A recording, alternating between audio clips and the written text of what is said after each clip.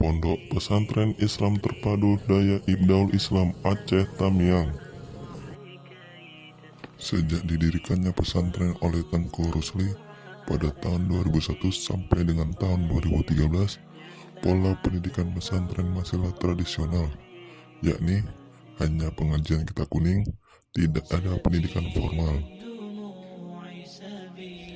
Barulah pada tahun 2014, dalam rangka mempertahankan konservasi tradisi dan modernisasi, pesantren Ibdaul Islam mengembangkan wawasan pengetahuan umum dengan mengadakan pendidikan formal dengan jenjang pendidikan selama 6 tahun, sanawiyah 3 tahun, dan aliyah 3 tahun, yang memiliki metode kurikulum terpadu, yakni bantuan antara kurikulum pesantren dan kurikulum dinas pendidikan, sehingga alumni memperoleh ijazah pondok dan ijazah nasional.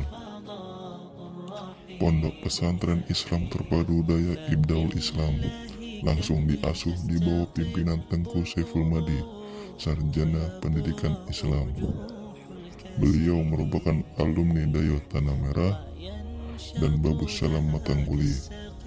Beliau merupakan murid langsung almarhum Abi Matangkeh dan Walid Matangguli, sehingga memiliki banyak program unggulan, di antaranya pendidikan akhlak yang dikawal oleh keseharian santri, pendidikan bahasa Arab dan bahasa Inggris, kajian kitab kuning, dakwah dan program tahfiz, serta kegiatan-kegiatan ekstrakurikuler seperti khat, tajwid, ilmu pidato dan ceramah, khatib Jumat, seni bela diri, grup zikir dan salawat, serta kegiatan olahraga seperti sepak bola dan badminton.